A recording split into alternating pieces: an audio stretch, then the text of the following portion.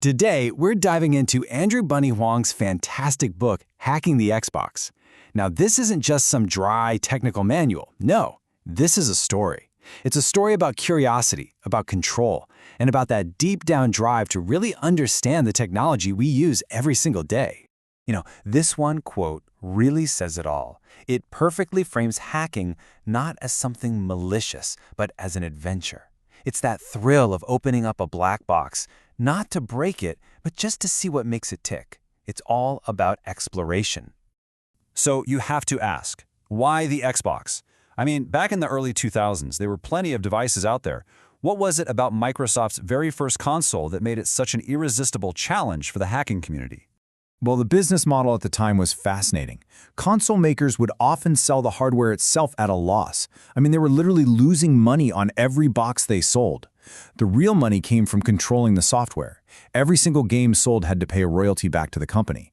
And that model only works if you have rock-solid security.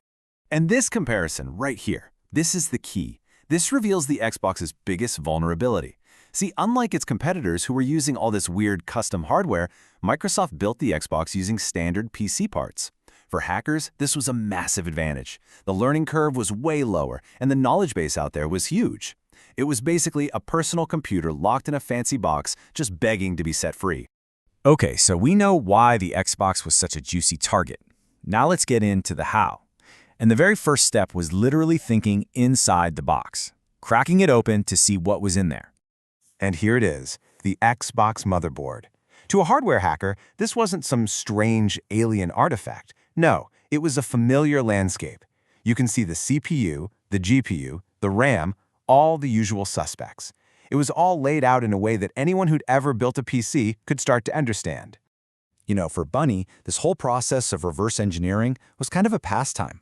He talks about reading a circuit board, figuring out what the capacitors do, what the resistors are for, and how all these little integrated circuits work together to create the whole system. It's like learning a new language. But just looking at the board, that's only scratching the surface. The real secrets, the keys to the entire kingdom, were locked away deep inside the silicon itself, protected by some serious cryptographic security. Before we go any deeper, let's quickly touch on a key concept, the cipher. A cipher is really just a method to scramble information to hide its meaning.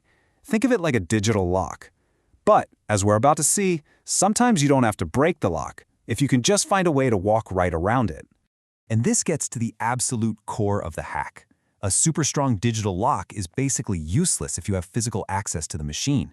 If you can actually watch the hardware as it's doing its thing, as it's locking and unlocking data, you can figure out the key without ever needing to break the code itself.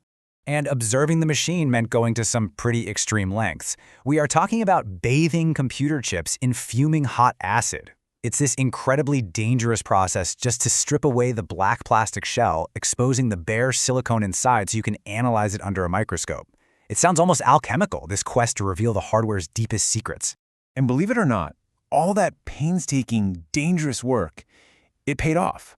A tiny, subtle weakness was found in something called the Tiny Encryption Algorithm, or TEA. It wasn't a flaw in the encryption itself, but in how it was being used. And that little flaw, that was the backdoor they needed. So finding the key was one thing, but the next battle was, in some ways, even more complex. The fight for the right to actually share that knowledge with the rest of the world. This is where the story takes a turn. When corporate lawyers and even the university's own lawyers got nervous about publishing these findings, the academic community, they rallied. The faculty at the MIT AI lab basically stood up and said, nope, this is important research. They vowed to publish it themselves. It turned a technical project into a real fight for academic freedom.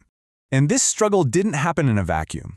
A law called the Digital Millennium Copyright Act, or DMCA, had what the book calls a chilling effect on this kind of security research in the US.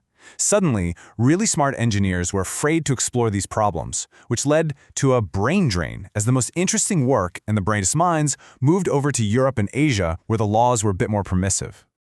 Which brings us to what might be the most important question of all. Why? Why risk all the legal trouble? Why spend countless hours on a video game console? What's the core philosophy that drives all of this? It was really never just about a toy. The Xbox was seen as a kind of a preview of future trusted computing platforms. So for researchers, it was a fine playground, a real-world system where they could learn about new tech and, in the process, figure out how to build more secure computers for everybody. And that really gets to the heart of the matter. The hacker ethos isn't just about breaking in for the sake of it. It's about a fundamental right to understand, to modify, and to have complete and total control over the technology that you've paid for and that you own. Ultimately, this entire story, from the smell of new electronics to fuming acid baths and huge legal battles, it all boils down to one single critical question about who is really in charge of the devices that are all around us in our lives. So I'll leave you with this final thought from the book. It's a pretty powerful analogy, and it forces us all to ask a really important question. In our increasingly digital world, who is actually holding the trigger? Is it us, the owners, or is it someone else?